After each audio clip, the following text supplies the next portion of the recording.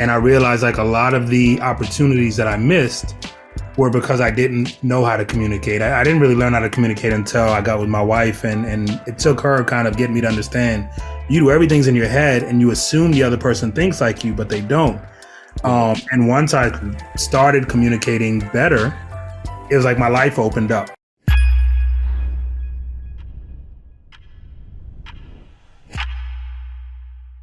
I'd love to get into it, but before we do, Sure, sure, sure. obviously, if you can introduce yourself to someone who has no idea who you are, Okay. that'd be a great way to start. And then we'll get into kind of your story, your history, and I'm really excited to hear about the last few years, but I don't want to do a injustice to the previous years. So, who Right, is right. Marat? Oh my gosh. Okay. Well, my name is Marat Berenstein. I live in New York City. I am a proud immigrant. I was born in Odessa, Ukraine. I came here when I was 7 years old with my family. I grew up in New York, lived in Ohio for a little bit in the sort of middle school days. So I got to experience middle America. Which I think all immigrants should at some point. But I finished junior high, high school, college, everything in New York. I've been living in New York ever since. My family lives in New York. Went to Columbia University. Did not know what I wanted to do. Was obsessed with music. Was reading every article, every magazine.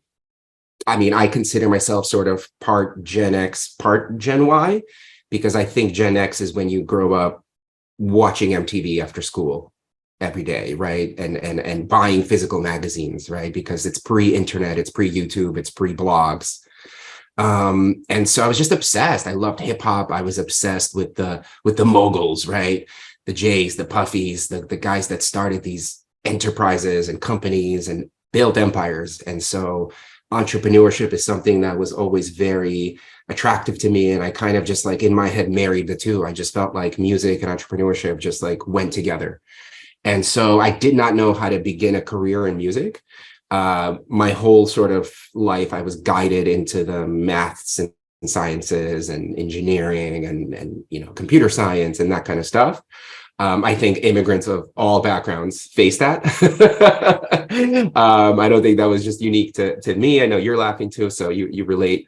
But I got this incredible opportunity to go work for Art Garfunkel right after Columbia. And so it was a paid role and I had no previous experience, zero. And so I went to work as this legend's personal assistant and tour manager.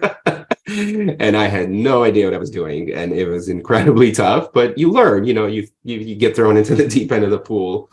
You figure out how to swim, right? You're gonna make it. And so spent a year and a half on the road, but really got to see it at like a high level.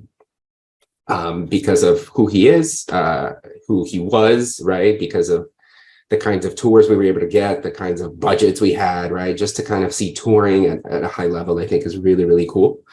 And fell in love, right? I was like, okay, this is for me. Not just touring, just everything, right? This is exactly for me. This is what I was looking for. This is what I'm going to pursue my career in. And I fell in love specifically with sync licensing because I saw him do it at the highest level. I mean, Simon and Garfunkel music gets licensed for seven figures, right? And it's timeless music, and it's these sort of cultural moments that happen, right? And so I was like, I want to learn more about that. And so what ended up happening was once I left that position, I just kind of went out on my own and I started looking for artists that I could manage because management kind of came naturally to me. Just kind of starting out as a personal assistant, I think management kind of becomes the through point there, right? Because you're really just helping. And I realized that if I find artists that are able to create music that we can license, right? That the music is either sample free or we control all of it or what have you, we can make we can find a means to an end this way. And we can use sync licensing, which I guess for the audience we can say is when music gets placed into television, film, video, or any kind of visual medium. There's fees, right? There's royalties, there's upfront fees that come with that. And they're great. And so we were able to sort of build a business. And so I started building my management company at the time. It was called Hit Me Music. Still own the logo and I still love the name and I don't know what I'll do with it one day. But as we were kind of building and building and building and making our name, this incredible opportunity came my way. I was only 28, and I was asked to join the faculty at the Clive Davis Institute of Recorded Music, which at the time was a new-ish program that Clive had started in 2003. And it was and is currently, it's about to hit 20 years, gosh. It's an industry program. It's a 4-year degree at the Tisch School of the Arts at NYU. And it comes in addition to the NYU Music Business program. It's not a conservatory, it's an entrepreneurial program. So kids like myself could have come in and applied if I wanted to be a manager or on the business side, but it does lean heavily into the artist. There's, 90-something% of the student body, probably still to this day, would identify as artists, producers, creators, DJs. Now it's sort of everyone's a multi-hyphenate. But I spent 7, 8 years there. I was running our high school programs, which I'm really proud of. We had 2 programs that I ran, one in the spring called Future Music Moguls, which was a super great program. It was free. It was for kids in the New York area who can spend Saturdays with us and really just receive a free semester at NYU, which is kind of unheard of. And then I ran a summer in residence camp, which was bit larger in scope. It wasn't free. It received a college credit. Parents would have to pay for their kids to spend 4 weeks in New York, and it was much bigger in scope. We were able to go see massive concerts and meet A-list artists, but Future Music Moguls got to do that as well. I mean, our big moment was, and I should just say, at the college level, I taught music business topics. So I taught artist management. I taught, which is very difficult to teach, as you would imagine. I taught music licensing. Professional development, which was when our students came out of the program and were seeking real life opportunities, jobs, internships, starting businesses. My biggest moment, I think it's the school's biggest moment, happened when I spent 2 years chasing Pharrell, chasing his team, just being persistent. And I just thought that he would be the perfect person to be a guest, right? And we got him, and he came, and we made a big thing out of it. He was our artist in residence, and we got the whole university involved. And it was just big. But created a scholarship for the summer high school camp, which many people don't know about, because one of the events that he did with us kind of became news, became national news, international news. We did a masterclass with Pharrell and Bob Power. For those that don't know, Bob Power is a legend. He was some consider him a 5th member of Tribe. He was Tribe Called Quest's engineer. He's worked with everyone from Tribe to D'Angelo. He's a full-time faculty at Clive Davis Institute, dear friend, former colleague. And so we paired up Bob and Pharrell because they went back. They had years of history. And we asked 3 of our graduating seniors who were picked based on submission to play a song on camera to Pharrell and Bob and get feedback. And one of those students was a young lady named Maggie Rogers, and she kind of just took everything over. She played him a song called Alaska. He reacted really, really well. They engaged in conversation. And they just had this moment, right? And it was captured on video, and then it was later uploaded to YouTube. It was one of the first few videos on Pharrell's channel at the time, and it went viral. It went really, really viral. Gosh, the internet just kind of took over. And so Maggie became a star. She became a massive, massive star. There was a big bidding war. You've seen it before. Everyone was just after this girl. And, years later, she was the first alum to play SNL. She was nominated for Best New Artist at the Grammys. She sadly lost to Billie. I think anyone nominated that year would have sadly would have probably lost to Billie. But she's just been the first of many. She was a Coachella headliner most recently. She's just been doing amazing, amazing stuff. But there's so many other students that came out of the program that I'm really, really proud of, that have also been doing massive, massive things. One was literally a Future Music Mogul, which just warms my heart. Her name is Nisha Charles. And she is just one of the most incredible songwriters in the game. She's already won 3 Grammys. She's been nominated for, I've lost count. I mean, I think it's 11 or 12. She writes for Beyonce. She writes for SZA. She writes for just everybody, the Carters, Cardi. I mean, she has hits and hits and hits and hits. And she might make history. She is in the new category for Songwriter of the Year, which is a brand new Grammys category. And she's one of the 5 nominees in it. And she's up against people like The Dream, which is like crazy. She's like 25 years old. So I'm rooting for her every day. Other notable alums are Take a Day Trip, of course, with all of their success with working with artists like Little Nas X, Emily Warren. There are some heavy hitters that came out of the program and continue to come out of the program. And so I left my post in 2018, and I continued to manage my clients for a little bit longer. And then I just found myself, like some managers do, timing out of management. Just it happens. You just wake up one day and you feel like it's no longer something you could pursue.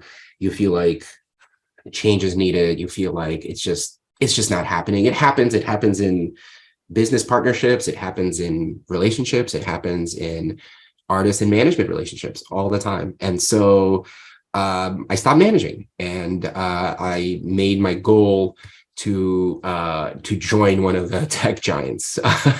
And looking at what's happening now, I'm like, oh, maybe it was for the best that I never got through those interviews and landed, because gosh, they just all had a massacre, right? And so what I wanted to do is I wanted to bring my relationships and my capacity for building partnerships and educating even, right? To a Meta or a YouTube Music or Amazon. And a part of me still does, right? There's still great companies out there. It's just that I guess we're facing a weird time, and I don't know if anyone knows what happened, but hopefully all this crazy layoffs and all that stuff will turn around somehow, and new tech companies will form, right? Or startups will form, or whatever the positive is in all of this. But I ended up going to a boutique tech app called Rune. And I started that job on March 1 of 2020. And luckily, the company was already remote. It was a distributed company. Most people have never even met each other in real life. And I took on the role of music partnerships, artist relations, and I built up our social, I built up our editorial, our culture, even our education initiatives. And I worked for about 1.5 years, maybe going on 2 years. And it is a young company. It is a startup. Things didn't work out. 1 year ago, I left, parted ways. And then I was sort of taking on projects and trying to figure out what to do, and consulting. And my dear friend, Nikki Mirasola, whom I adore, she was our events director at the Clive Davis Institute. And we worked on Pharrell together, and we worked on many, many awesome events together at NYU. She is a senior producer in-house at Production Glue, which is an award-winning production company. They're responsible for some of the biggest events on the planet. Gov Ball in the States, Virgin Galactic launches in Europe, F1, all kinds of massive events. And she called me and she was like, I have a role on our team for Saudi Arabia. I'm like, yo, for what? And she's like, here are the details. You're perfect for it. It's a strategic partnerships role. And we're building, and I knew that they did it already. This was year 2. So I saw her do it on Instagram, right? And so I knew what she was talking about. I was just like, oh my God, Saudi, what? what did you just say? Which I think is most people's reaction, right? Like you hear Saudi Arabia, you're like, oh my God, how? How do you even go there? And she's like, if you want it, it's yours. The client loves you. The catch is you're going to work remotely from New York. And then in the last 2 months, you're going to live and work on site in Riyadh. I was like, great. I was like, Nikki, do they know I'm Jewish? Am I allowed in the country? Like, I want to make sure I'm good. She's like, you're good. So that began a life-altering, life-changing, transformative adventure that I spent the last 7 months on. So the client that hired Production Glue is called Middle Beast. Which is a really cool name. It's a really great play on Middle East. And if you check out their website and their properties, they do a great job of branding the word beast. For example, when they have events, instead of doing VIP, they call it VIB, right? Very important beast. So they do these cool, fun things, very hip, very cool. But they're new, right? They've been around for only a few years. To give you a little bit of context, I learned this on the way there. I don't proclaim to be a Middle Eastern expert by any stretch of the imagination. This is all new to me. But in 2018, Saudi Arabia opened up. Women received some rights in the sense that they could work and they could function, they could exist, they can drive. They didn't get all the rights, but they got some rights. The country opened up as far as tourism goes. People were allowed to visit, right? The country wants people to visit. The country wants people to experience the beauty of the country, to eat the food, to stay in the hotels, to mingle and to do stuff. But now you have to build the stuff to do, right? And so they deployed insane amounts of resources into culture, right? Into creating tourism for Saudi Arabia, into making it a destination in the same way that Dubai is a destination, Qatar is a destination, right? Especially since we just saw where the World Cup was held. And so they said, we're going to do music, we're going to do sports, we're going to do car racing, we're going to do golf, we're going to do it all. We're just going to build cool things, and we're going to invite people to come. So anyone can come, right? You can get your visa approved on the site. You can get it upon entry into the country. So we are part of the music initiative, right? So Middle Beast brought in Production Glue, a world known and beloved company that produces massive events, to build a few things. And I was part of the team that was involved in two specific things. My main role was I led strategic partnerships for XP, and XP is a 3-day music education conference. No different than South by Southwest, no different than MIDEM, no different than Mondo in New York. And it aims to be those things of the MENA region, right, of the Middle East.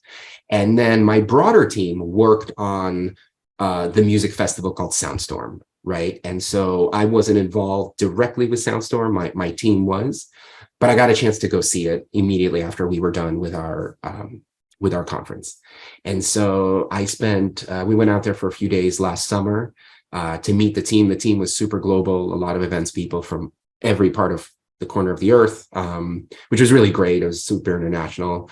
And then we worked remotely from everywhere we were. And then on November 4th, I flew out to Riyadh, and I was there for 34 days, living in a Hilton and working excruciatingly long hours, event schedule, right? And as you're getting closer and closer and closer, virtually no days off. And just working towards a common goal, working side by side with the client, working with the rest of the Production Glue team. I mean, we had so many other partners and vendors on board.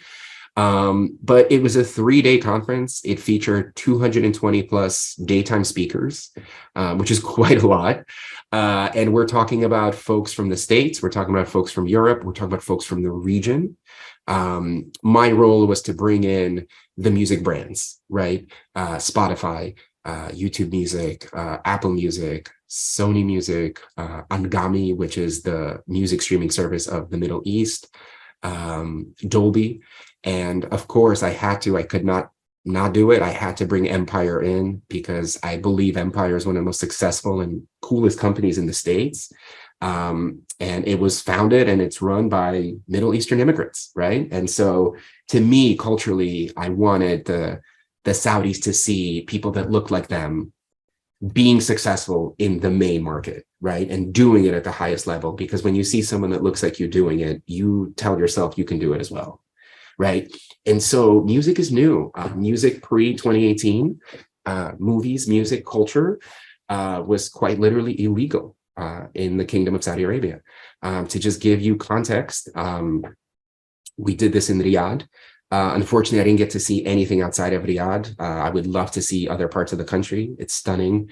But to this day, there are no music venues in Riyadh. They haven't been built yet, right? And so the conference and the festival and all these things that we do as events are really, really important because it's the only place people can go see their favorite artists play, right? And not even all their favorite artists. This was just year 2. This is just like baby steps, right? The very first movie, this is just such a fun fact, and this like blows people's minds. The very first movie that was allowed after the ban on movies was lifted in Saudi Arabia was Black Panther.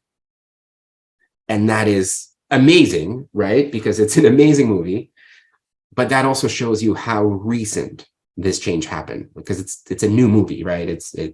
Black Panther came out in what, 2018, 17? But we're talking a few years. We're not talking like The Godfather. We're not talking Home Alone. We're not talking like we're talking like a movie that came out in the last 4 or 5 years, right?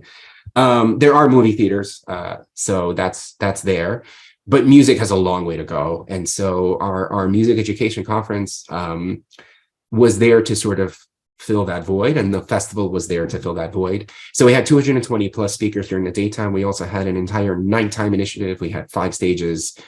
Emerging artists were invited to perform, not just from Saudi, but from the MENA countries. We had about 130 plus nighttime performers. So our little conference felt like a festival. We're talking about DJs, dancers, drum circles. We had a yoga activation. We did activations with brands. We had a really cool Dolby activation that I helped build with our Dolby partners, which was really just fun. You were able to walk into this space and just really experience music in Dolby, right? Put on headphones and like listen to something coming out of Apple Music or listen to something coming out of Angami, which are the streamers that support the technology. We also had just really incredible art installations. In addition to the Spotify teams and the Empire folks, who all were just gracious and generous with their times. They were all keen on doing meet the teams and networking events and workshops and panels and just conversations, Q&As, everything you would expect out of a conference. Our keynote sort of headline speaker was Dr. Matthew Knowles, which was really, really cool and fun. And he was great. And he's a wealth of knowledge, right? Amy Thompson was another one, Ghazi, who founded Empire. And on our last day, we just sort of had this crazy, crazy surprise that I don't know how we pulled off, but we pulled it off. DJ Khaled was already in town because he was booked to headline. He was one of the 3 headliners of Soundstorm, the festival, which was immediately following us, right? The 3 headliners were Post Malone, DJ Khaled and Friends. Wait till I tell you who the Friends are. And Bruno Mars, right? And Friends was revealed, and it could have been its own festival because Friends was Future, T.I., Busta Rhymes, Rick Ross, and Fat Joe. So I made the same face when I saw the Friends being revealed. I was like, oh my God, that's like its own headlining lineup, right? And then you had the sort of the EDM gods, right? Because last year it was 100% EDM, but Hardwell, Afrojack, you had all those big names as well, because EDM is a very big thing in that part of the world. I think around 1,200 people attended XP. Just to give you an idea of scale and scope, 600,000 people attended Soundstorm. And they were in different locations. Soundstorm was built in the middle of the desert, sort of like Coachella style, just because a city has to be erected for Soundstorm to happen, right? It's one of the biggest stages ever built. I mean, last year they won the Guinness Award for that. This year, I think they're trying to top it. And I'm sure they did. It looked absolutely unreal. But XP took place in town, and so it was way more accessible. But a different approach, right? XP was more for learning and for the emerging, and Soundstorm was just like you get to go and be in a safe space and you get to see some of your favorite artists play, right? Some, because you have to next year invite others and the following year invite others. But because Khaled was in town, we leveraged that relationship and we got him to pull up, and he came on the last night of XP. He came with Fat Joe. He came with Larry Jackson. He came with Lenny S.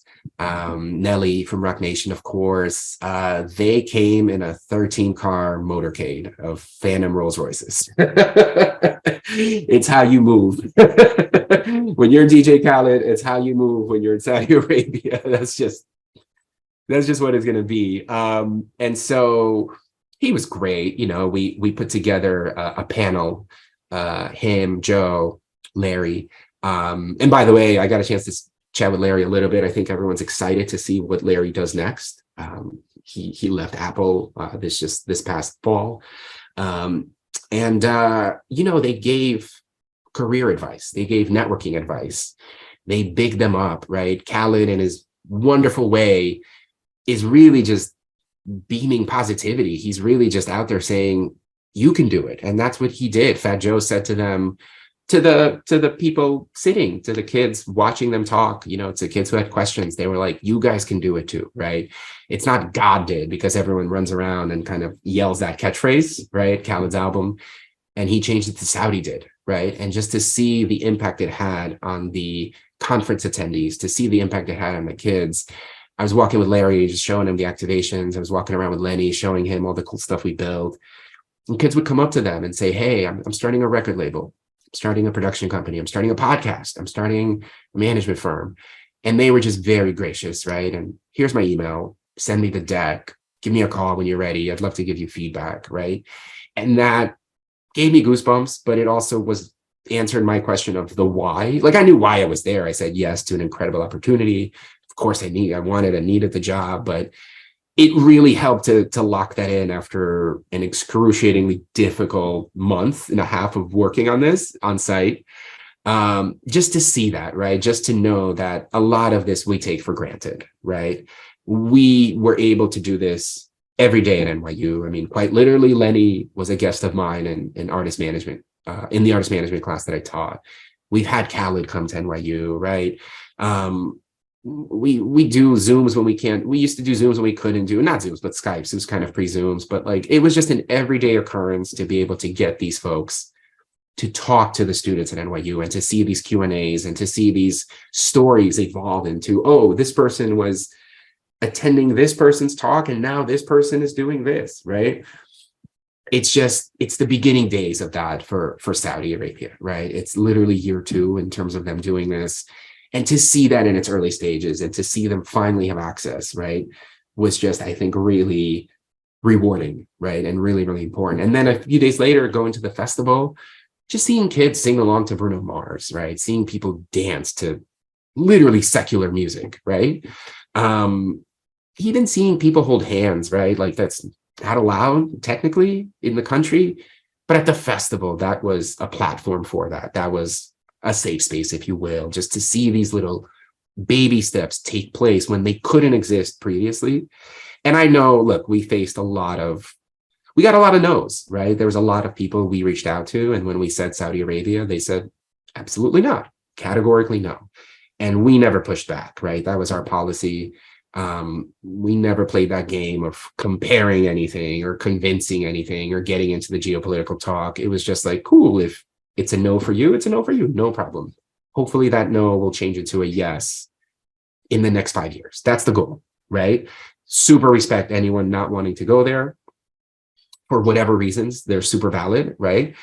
But also, having seen it firsthand, I understand that music, culture, movies pushes these things forward, right? It pushes progressiveness forward. It just does. It's one of the things that pushes it forward, right?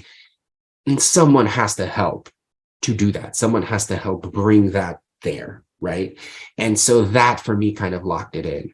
I'm in like I'm a free agent right now. We finished in December. A couple of teammates and myself, we went traveling in the region afterwards. That was just awesome. We went to Egypt, went to Jordan, went to Dubai, Abu Dhabi. It was just incredible to see. I mean, quite literally, I saw wonders of the world, like the pyramids of Giza or the ancient city of Petra. And that was an amazing way to sort of cap off the year and to sort of, our own prize to ourselves after finishing a difficult project. And then I came back home to New York, to where it gets dark at 4 p.m. on the East Coast, as you know. There's like no sunlight. And yeah, I'm looking for my next adventure. I'm trying to figure it out. If Middle Beast or Production Glue invites me back for next year. It's so just to give it a little bit more context before we move on. This is part of the Saudi 2030 plan, right? So XP is going to happen next year. Soundstorm is going to happen. These things are just going to get bigger and bigger and bigger. But now there's wrestling, right? They just acquired WWE. There's soccer, right? They're signing literally some of the best soccer players on the planet. There's so many other things happening there, right? So if I'm asked back in any capacity for any kind of role that can kind of help, I would absolutely do it in a heartbeat. I would know what to expect. I would probably travel and see more countries that I haven't seen.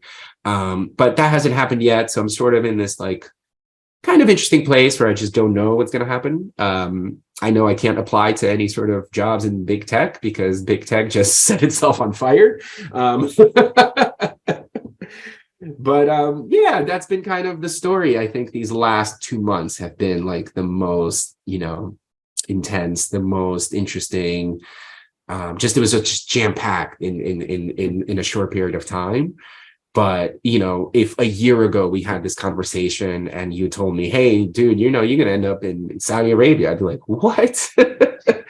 So that's another thing, just kind of lower the expectations a little bit. I'm just speaking to myself now, right? Because you just never know what could come your way. You never know where you could be invited to go and participate in or work on. And so just always good to just like keep your, eyes and ears, but also your mind and heart open, right? Man. It's a very long intro. Oh, man, thank you so much, because I knew bits and pieces, right? Like we've talked over the years, and like I knew, but I had no idea you started with you started with Art Garfunkel as a tour manager. Like, I've been a tour manager before, but you started as high as you can get with no experience. So like, walk me through how that even comes about. How do you get that gig? Well, the way I got the gig is I went to Columbia, and when I was in college, I was involved with a student club called CORE, which exists to this day. And CORE stands for Columbia Organization of Rising Entrepreneurs. So it was all things entrepreneurship. We would invite VCs, we would invite folks like Mark Cuban, we would invite people to participate in business plan competitions, and we would have panels and speakers, and we would just really, really enjoy it. I mean, I got to be honest, I think I enjoyed my work with CORE more than I did going to class. It was just one of those fun things. I didn't get credit for it. It was just passion, right? It was just a fun thing to do.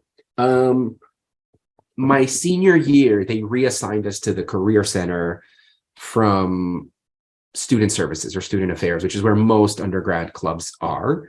And they figured we're just more aligned with jobs, right? And so we became really close with the administrators of the Career Center. We became friends with them. They looked after us. And then fast forward, I graduate, and a few months later, I get an email from my friend at the Career Center. And the email was cryptic as hell. And it said, a famous Columbia alum is looking to fill a personal assistant position, paid role,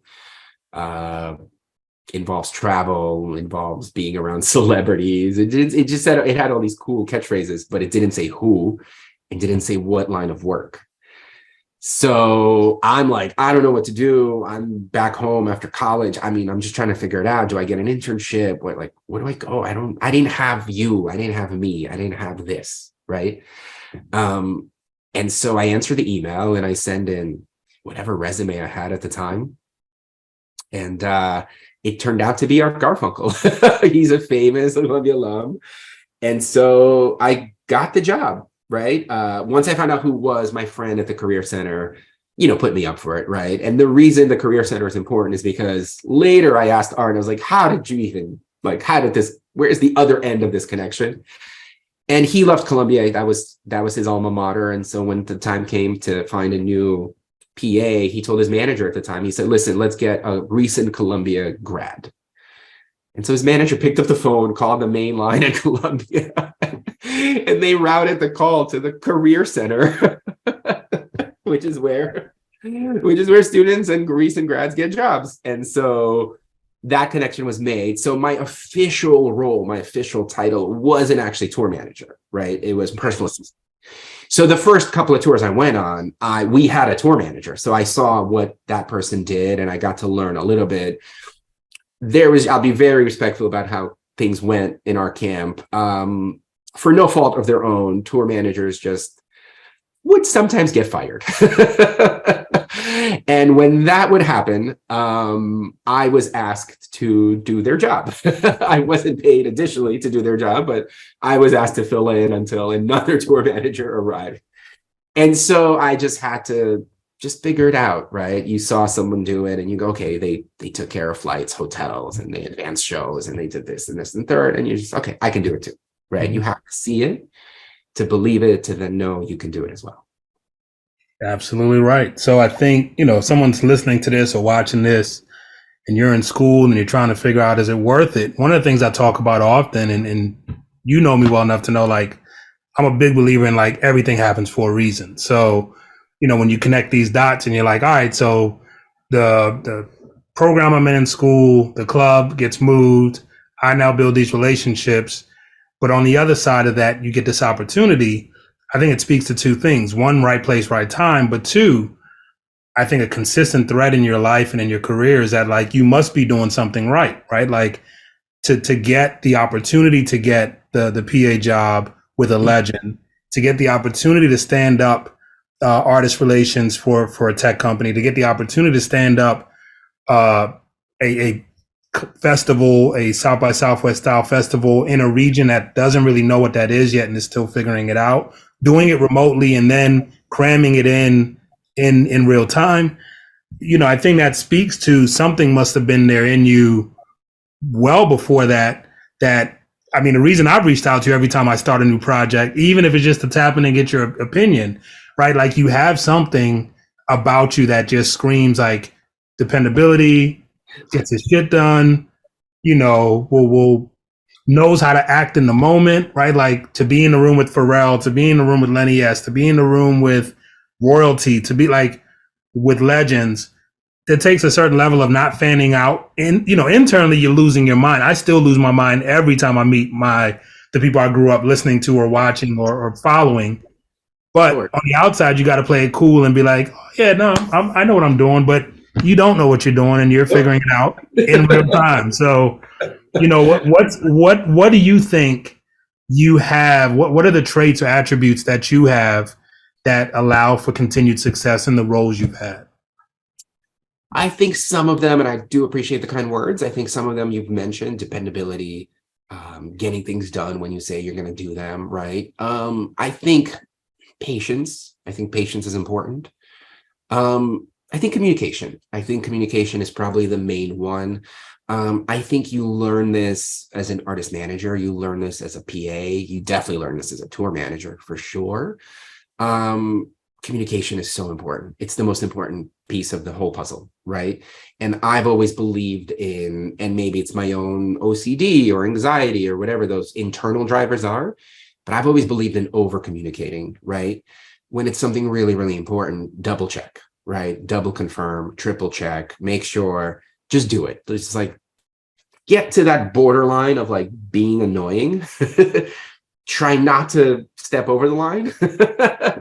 Maybe you do once in a while, no big deal. You'll be forgiven, right? It's not a fatal crime, but communicate and communicate well.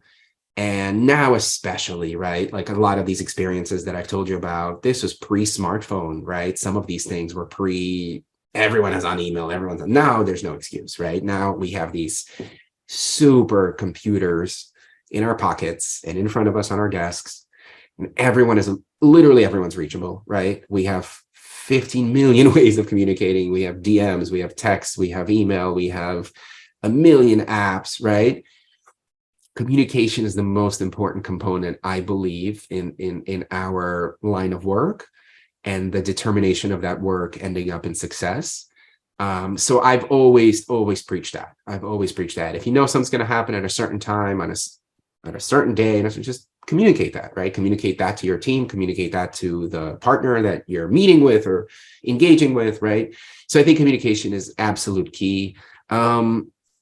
Patience, of course, I think patience is important in all areas of life. And I think you have to have passion, right? I think you have to love what you do. And it has to be more than a job to you, right? Because that's when I think your energy will sort of become contagious, right? And that's when others pick up on it, right? And that's when you can lead a team, right? And that's when you can help people. And that's when you can really see a project to the very end and take it over the finish line, right? So communication, patience, and passion would be my top three. I appreciate that. And you're absolutely right. Communication is number one. And I'm on the other spectrum of you. So I am in my head a lot. and I assumed a lot growing up, especially in my younger days. And I realized like a lot of the opportunities that I missed were because I didn't know how to communicate. I didn't really learn how to communicate until I got with my wife, and it took her kind of getting me to understand you do everything's in your head and you assume the other person thinks like you, but they don't. And once I started communicating better, it was like my life opened up, because it's just something as simple as like just hit following up with you on whatever day it was. And I was like, hey, we still good for tomorrow. And you were like, it's Friday, you. And I was like, yep, I don't know what day it is, but like I have like a notification that I tell like, but the old me would have been like, oh, he knows, like we're going to meet Friday. And then what if you forgot? What if something happened? Right. It's like these things happen, but the old me would have never done that. So I do agree. And the success I've had in my career at every level would have been multiplied if I knew how to communicate better. I mean, how many gigs did I not even get an opportunity to get, or how many times not checking my email, not having my phone on me? Like there was a point in time when I just refused to carry a cell phone. Like I was just stubborn. I was like, I don't want to be like, I want my own time. And then I'd come back and I'd miss like calls from like crazy opportunities and only have myself to blame, where it's like, yo, that's when you call? Like, oh my God, I can't believe I missed that call. Like, you know, I had a potential to do a session with J. Cole years ago and just didn't have my phone for whatever reason this day. I was like, man, like I'm not, and this is before like my kids were like, I didn't even like, I don't know what was wrong with me. And I came back and I saw like somebody blew my phone up like over and over and over again. And then like I called him back. I was like, yo, man, what's good? You all right? And they're like, dude, where you been? I've been trying to get a hold of you. J. Cole's trying to get in the studio. I was like, oh, tell him come through. They're like, man, I sent him somewhere else. I was like, oh my God. Like, and he's literally, I have a very short list of people I wanted to work with at the time. He was number one. Like, so that, you know, and this isn't that long ago. This is like, I don't know, 7 years ago or something. So I agree that communication thing, and I'm drawn to people who communicate well. It's why, like, again, I respect how you move. I always appreciate our conversations. Even your intro, which you said was a long intro, I think is the best intro I've ever gotten, because you've now given me a list to run down. So thank you. Oh man, so wait, did the J. Cole thing ever happen after that? It never happened, man. Like to this day, the day I do end up getting to work with him, I'm gonna be like, remember when you came to DC and you did a session and you were trying to get in the studio that you heard about that Wale and them worked at all the time? Right. Yeah, that was me. Like I'm the guy that didn't answer his phone that day. I'm that idiot. Like as a believer in what's meant to be, clearly it wasn't meant to be at the time. It wasn't meant to happen when it's meant to be. Probably would have dropped the ball or something. Who knows? But let me run through this. So obviously you start as a PA, you learn about tour management, you get into sync licensing and you see the money there and I, you know, get to see the other side of the business. And again, at the highest level, right? 7-figure licensing. It's a select group, but you know, select group. Yeah. Simon and Garfunkel's catalog is used. It's like Motown. Like it's going to be used for the rest of our lives and on. Like it's just classic house music. Yeah. You get into artist management. So, you know, after college, you're not really sure what you're going to do. You get thrown into this world that ties the passion of music, your skill sets, you learn, you move on. Why artist management? I think the answer to that is because my initial starting point was personal assistant, right? And there's no clear definition or boundary or a set of guidelines for what a PA does. You literally do it all, right? And you don't get paid well, right? You get paid a little bit, but you don't get paid well. And I was the one interfacing with arts manager, right? So I was just like, immediately I was like, wait a second, we're both doing everything that needs to be done, only you're making 10% of these 7-figure licensing checks that are coming in and these shows. When I'm getting a few $100s a week. And it just locked in for me there, right? Obviously, I knew that, you know, to make the real kind of money, you have to be managing someone massive, right? But I've always wanted to grow with, you know, I've always wanted to be like I don't know if it's a great example now, but at the time I wanted to be like the Dame Dash to someone's Jay-Z, right? And so, because then I realized that you could just, given what Dame and Jay did, right, and Biggs, it was just like they build empires, right? And they went into all these other verticals and industries. They didn't stop at music, right? Still to this day, even though they're no longer partners, right?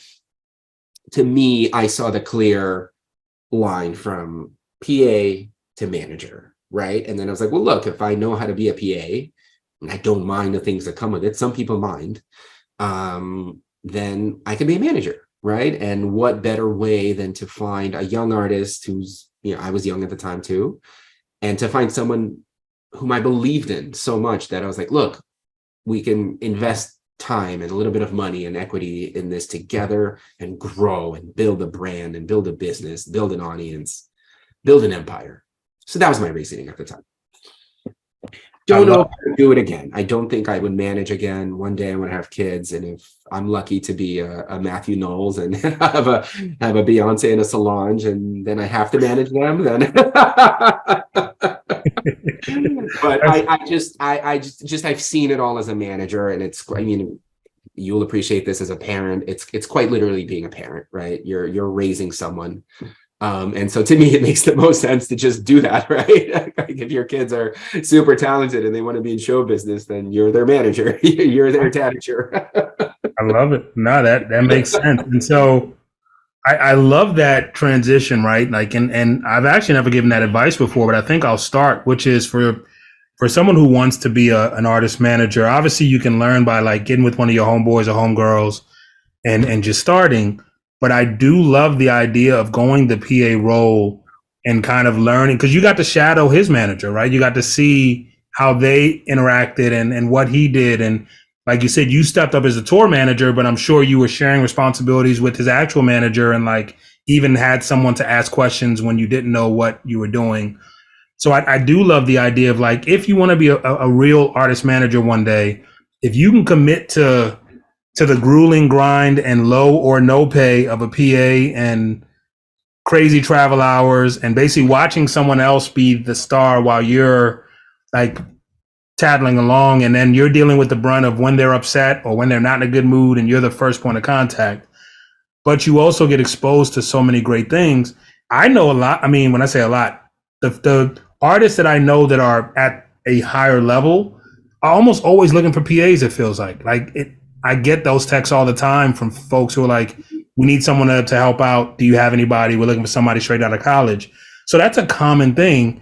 Sure. And I feel like if you're serious about being an artist manager, 6 months to a year in that role will definitely be your college, your undergrad before you take on a friend or somebody.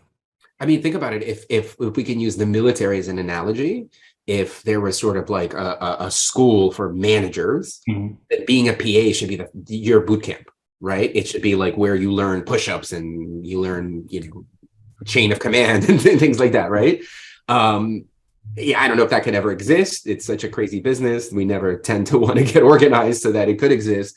But that would be a boot camp in my version of this, right? Where like you start off as someone's PA, you get assigned, deployed, and and then you come back, you can kind of build yourself up as a manager. So yeah, I totally agree with you.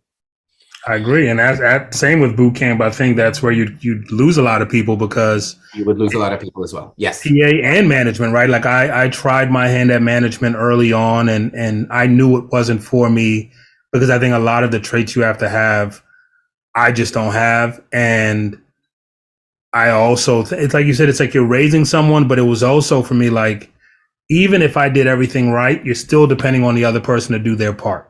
Yes. And they're the person who has to do their part. Like, yes, I can book a show or answer an email or set up a play, but if you don't show up, all that work is wasted. I can't step in and do your thing. And so early on for me, I realized, wasn't going to work for me, because I just don't have the patience to do all that work and have someone be like, oh, I'm tired today. It's like, no, you don't get to be tired today. You have to be who you need to be. Right. And I'm sure you dealt with that. I mean, all managers at every level. 1,000%. And it's not for everyone. It really is. It's just not. And there's so many other ways to do it. There's so many other ways to participate. You can collaborate. There's other roles. There's tour management. There's production design. There's creative roles. There's so many. There's making the music, right? There's studio engineering. There's running studios. There's so many ways to participate in the process. Management is very unique. Like you have to have some of the things we just discussed in order to not go crazy, right? And that other person has to be there. It has to match up, because sometimes the workload doesn't match up. And a lot of times, I'm sure many managers feel this way. You're like, ugh, maybe it shouldn't be 20/80. Maybe it should be 10/90. Maybe it should be more like 50/50 or something like that. And of course, what artists are going to say to that, right? Like, well, no, it's their art, it's their soul. Right. And so maybe the conversation should be had about that paradigm changing. Maybe it should be 50/50. Maybe it should be equity partners in an actual entity, right? Because if your manager decides to leave, or if the manager gets fired, or if the artist manager and the artist decide to no longer work together, there really is nothing in that divorce, right? There's there's contracts and there's sunset clauses and all that kind of stuff, but it really doesn't mean anything, right? Like you walk away, here's a few $100s, right? I'm just being facetious here, right? But then what about all those years of work you put in, right? At least with the tech layoffs, people have stock, right? People have severance and health insurance. How about that? That's another thing that like no one in the music business has, right? So I think it should be redefined. It should evolve. It's like this, we keep this model going from whenever it was invented, the 50s, the 60s, right? And we're in a completely different age right now, and it should completely change. It should completely change. This isn't just to help the managers, right? For everyone listening, this will help the artists too. This isn't just a one-sided idea. This is a mutual idea, because I don't think artists win a lot either when they're going from one manager to another, right? It looks like there's something wrong with them. Yeah. We've seen artists change managers like articles of clothing, and you're just like, wait a second, you don't really see that in the corporate world. If you saw Coca-Cola have a new CEO every 2 months, you'd be like, what's wrong with Coca-Cola? Something's wrong, right? Like Dang, I love that, man. And it's what we teach. One of the things we actually implemented with one of the artists. So it's funny, I stepped out of the manager role and I created this like business manager is what I ended up being for most people. And that basically means like, I'll help you operationally, I'll help you structurally, I'll check in with you once a month on a group call. But then after that, you guys rip and run. You got your day-to-day manager, you might have your tour manager.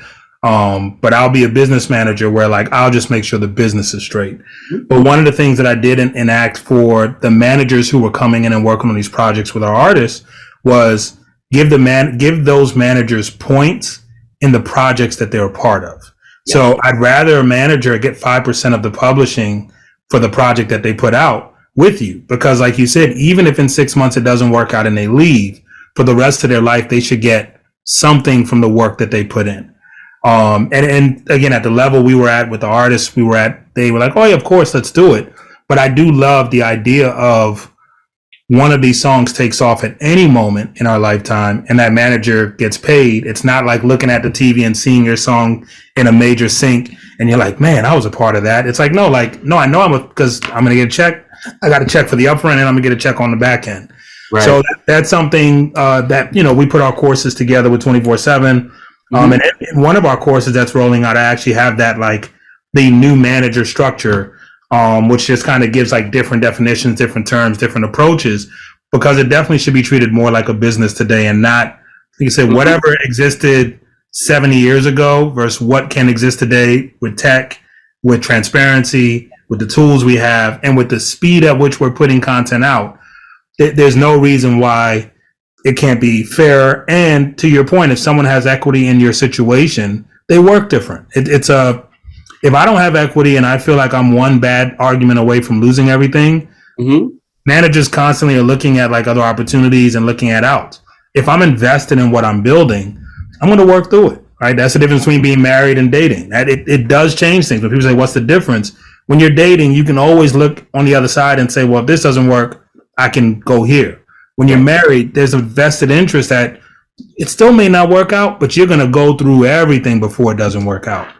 Yeah. Hopefully, right? Hopefully. Let me ask you a question. How do you think, by the way, I totally agree as far as like tying in a manager or someone who was in that sort of role into the equity of publishing or the sound recording copyright, right? But let's say that song is the next Uptown Funk, right? like one of the biggest records on earth. How do you think the artists, the people who actually played the instruments and wrote the songs, and how do you think that artist is going to feel when they know, oh, 5% of this, you know what, going to go to is they will naturally feel like they like, oh man, I gave up too much. The challenge for all managers, and when I speak to my manager friends, some of them that we know together, it's like it's a diminishing return on appreciation. In the beginning, when the artist they're not Bruno Mars, they don't have an Uptown Funk, they don't have any labels going after them, there is no opportunity, and someone is putting their time, energy, and a lot of times money into something that has not even a guarantee, but probably doesn't have a chance of winning. The artist is super appreciative in the beginning. Right. And that's any relationship. Like, oh man, like we're in this together. We're family. We're this, we're that. But as that artist gets bigger, and this happens every time, and as now people are starting to pay attention, and now your phone's ringing, and now you got the blue check, and now there's a few more zeros behind your Instagram, and now all these things are happening. That manager that at the beginning who was the only person that really believed and was putting in money, time, and energy, whatever they did that was worth a 9 out of 10 2 years ago, now to you is worth a 9 out of 1,000. It's still a 9, but it's just everything else has grown. And so the reason I try to create the relationship, and I didn't take the percentages because like my thing was, I'm gonna teach you guys how to do this, but I'm gonna teach you how to do this. So you guys go and make this the new standard. It's not about me trying to get points. And the only way I can prove to you is like, don't give me the 5%, give it to them. Because if that becomes the Uptown Funk record and that person ends up making $3 million in their lifetime for the little bit of energy they put in your opinion, as an artist, as your manager, I believe that you don't get that Uptown Funk opportunity if they don't do what they did at some point. Right. And so that's, it's always going to be that, diminishing return on appreciation. Right. But I would argue with any artist that at one point in time, you would have given up much more than 5% to that person if it never was an Uptown Funk record. So you can't have your cake and eat it too. You can't say, man, I give you 20% or 50% when it's nothing. But if it blows up, I only want to give you 1%. It's like, no, you either value me at this or you don't value me at all. Right. And these are some of the things that we've got to these are the processes we're putting together now. It's like, how do you onboard a manager? How do you onboard an artist? Like I've created like a step-by-step checklist for an artist to ask questions and a manager to ask questions. And you got to align at day one. If it doesn't feel right at day one, don't do it. Right. Right. That's the beauty of it. Right. If it doesn't, you don't have to do anything. But if it doesn't align at day one, if you're like, man, I really don't feel like giving up any percentage to any manager, I'd rather them just get a retainer, or I'd rather them get a percentage on revenue they bring in, right, which is a more standard approach. Then if your manager's not comfortable with that and you're not comfortable with that, they're not the manager for you. Right. But if you're comfortable on the day one, do it. And then stick by it. Stick by your word, as you said. Like if you say you're going to do this, do it. Because the goal hopefully is that I help you get an Uptown Funk record. Mm-hmm. I want 5% of the biggest record. I don't want 5% of the smallest record. We'll take 1% of Uptown Funk.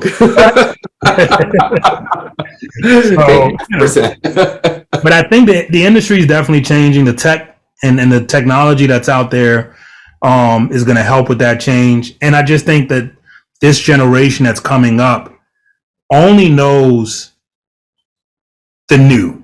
Like they're so removed, like you said, from the standing in the CD store to buy CDs, or even looking at the back of an album to see who made. Like they know who produced the record because they follow that person on social media. Like it's just different today. So I think the value across the board, managers are more known now than they were before. So I could see things changing. And I think even with the work you did at Clive Davis, I remember when you gave me the tour, the Institute, the respect you had from the students was like something I really appreciated. And I know you believe in a lot of these things. So I know while you were there, you were sharing different approaches to the business with people who are now in the business. So I think the more we see that happening, we're 10, 15 years away from a completely different industry than we've ever seen. You think so? I do. I really do. Because the not only do people have the information, but I think education is changing. I think with what you're doing, with what I'm doing, with what I mean, think about what Saudi Arabia is doing. They did 3 days of teaching and then 3 days of partying. They separated the two for a reason, because they understand you can only do more partying if more people understand how this works. And the people who are teaching how it works aren't all coming with an old way of doing it. There are a lot of people now who are saying, I think there's other ways we can do this. Not to shit on the old way, but we have options now. And so the beauty of these emerging markets, the Saudi Arabia, I'm wearing my Liberia nothing. I spent a lot of time in West Africa, and it's very similar in what you were saying about what's happening in Saudi Arabia. There is no industry. Right. It's brand new. It's in its infant stages. So the people who are going there and putting together conferences and events and studios and venues aren't following an old model. They're learning from people who are coming with new ideas. Right. And I just think that's so cool that so we're going to see a change. Cool. I'm not going to take too much more of your time, brother. I want to touch on the Maggie Rogers. Obviously, I know it was a viral moment. I know it was a special moment for you because it really came out of your baby. And I remember even then one of your concerns was you were like, Maggie's the face of this program, and that's cool. But everybody who's come through this program could have been her. That was something you said that stuck with me that day. You left the school, but what do you think is the state of teaching the next generation of, and I won't even go to artists, I'll say managers, I'll say the youth, the next Marat, how is that person learning right now? And what do you think the state of that music business education world is? Gosh, what a great question. I think first and foremost, the schools need to bring in new teachers, right? They need to have the legends there. You have to have Bob Power there, right? I'm just using Bob as an example, right? Because we talked about him earlier. But we need you, right? We need the people who were with me out in Saudi, right? We need a young group of doers, right? Who haven't written the textbooks, right? No one's reading textbooks. People are watching YouTube. People are on TikTok, Insta, Reels, all that sort of stuff, right? So number one, I think an entirely new generation needs to come in, right? Respect to the old generation. There's still room for them. We're not kicking them to the curb. That's not what I'm saying at all. There's room for both, right? We need to take some of that wisdom. We need to take some of that knowledge and that institutional knowledge that some of the legendary folks have. We need to transition that into the new wave. And then we can teach that, right? And so the second portion of that would be that these schools need to become more accessible, right? NYU is not very accessible, right? It's incredibly difficult to get into. It's incredibly expensive to afford. You come out of it quite literally with $250,000 in debt, right? And there's no job in music that supports that, right? We need to open those doors, right? We need to knock down those gates, open those doors. And I don't mean this has to happen at NYU. This could happen 24/7. This is happening 24/7. This could happen with Venice, with what Troy is building, right? There's so many entities that are trying to do this, right? So we need to let in a generation of new teachers, right? We need to break down the doors for the students to come in, right? And we need to start learning from each other, right? Some of the things that I've seen in the classroom is just very old and archaic. It just doesn't happen anymore, right? The industry has changed so much. It's continuously changing. And we need folks to stay with that change, to be on that wave, to sort of surfing is a good example, right? To stay on that wave, right? As it changes, we change what we're teaching. And the creators and the artists and the business folks who want to help the creators and the artists, they're able to move with those changes as well, right? So I think barrier to entry has to change, right? Accessibility has to change. Cost has to change. There's no reason this has to cost this much money. It's already so difficult to get there, right? That was why I was no disrespect, no shots at Maggie whatsoever. I'm super happy for her. That's why I said what I said, right? Because the filter was so high for you to even get to the Clive Davis Institute.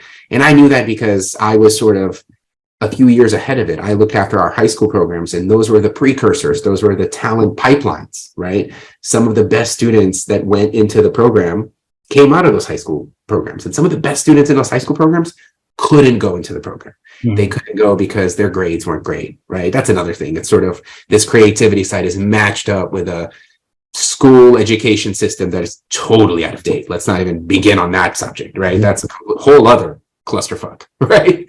But it's so difficult to get there, right? You have to be so good, right? You have to be so amazing that when you do, that at any point in time in the hallways of the Clive Davis Institute with 40 something students, 60, however it is now, it's not a lot. It's super boutique and super small. And there's like 40, 50 Maggies walking around, right? It was just that this moment happened when a creator, an artist was sharing a song with a super massive name like a Pharrell, and mountains moved, right? It was captured on camera and it was placed in the right YouTube video. And that YouTube video came out on the right channel, and someone on Reddit posted it and said something crazy, and all these things had to happen, right? Which is just quite literally luck. We were under the impression that no one would ever watch this. We thought we created this like really nerdy masterclass, right? Because it was nerdy. It was Bob Power and Pharrell, right? And we thought no one would see it. We thought it was too long. We weren't like thrilled with the quality of it. We really didn't have that much control, right? So we were just like, all right, let's just run with it. The right people will see it. We'll embed it everywhere. We'll post it on our social channels. We'll like send it out with a press release. And of course, we couldn't get people to stop seeing it, right? And that's what I meant by that. I was saying that because I've seen it after many years of being there, of how talented you have to be, how good you have to be, how incredible you have to be to get there. And so there was just like, we were desensitized to it. Like everyone had Alaskas, right? Not literally, but like everyone had really dope music and art they were making every single day. It was just, can they find that platform where that platform will provide them an opportunity to meet an audience and grow an audience, right? Well, in this particular example, Maggie found that platform in that one moment that was on camera, right? You know, Nisha found that platform by being in the right rooms, songwriting and producing and collaborating. And that was her pathway, right? Take a Day Trip. They have their own story, right? Of how they met Lil Nas X and the artists that they worked with prior to him and the artists that they're working with now, right? So everyone kind of has that through point, but it does take a village. And that village can be built. That village can be built. It could be assembled. There's funding available to fund that village. And when I say that village, I mean that generation of new teachers, right? But with respect to the legendary, the timeless folks, because the new teachers learn from them, and the new teachers can now teach this new wave of artists and creators who may just think differently, right? Because they're growing up with a different set of skill sets, right? Better, worse, we don't know, right? We have no idea. We have no way to measure it, right? We don't know what a generation that grew up with the internet already in existence, we don't know what that means, right? We also don't know what that means if you grow up and your entire life has been documented. Like mine and your baby pictures aren't on Instagram somewhere, right? But we have friends who like really are, you know, excited about their kids and have been posting their kids since like the day of birth. Like when that kid is 20, right? Their entire life is documented. What does that mean, right? I'm not saying it's bad. I'm not saying it's good. I'm just saying we don't know what that means yet. We're about to find out, right? So we have to take those things into account. That plays on our psyche in some way, right? We have to take that into account in terms of how art is made, how creativity exists in this new sort of generation, right? And we're only going forward. We're not going backwards. Now it's AI and it's like, oh my gosh, what's going to happen? Like what? And then it's just, what's next? We don't know. We have no idea. So I think we need to build those villages. We need to provide accessibility. We need to knock down those barriers. We need to swing open the doors, right? And I think that's when we can have something that, you know, we could be proud of. Man, I love that answer. I agree 100%. I will openly, I mean, you already know anything I'm a part of. You are a part of it, but we'll connect because I think you don't stay a free agent long. Like that's my challenge with you. I'll have a combo and then like 2 weeks later, I'll be like, what you up to? Like, man, I'm the head of this. I'm like, oh, let's go. But even in your free time, with everything we're doing at 247, I definitely need you involved. Even if it's just continuing to be an eye and an ear, and making sure we're doing right by the creators and the artist community. Because one of the things when we were redesigning our website, and one of the bold statements at the bottom is our education is free, right? And it's funny when I was going out and meeting with investors and I had people telling me like, no, you got to charge, and I'm like, no, like, you're missing it. Like, we're going to give them the tools, we're going to give them the community, but the education has to be free because that's the only way the tools in the community work. If I create that barrier here, I'm not solving the problem.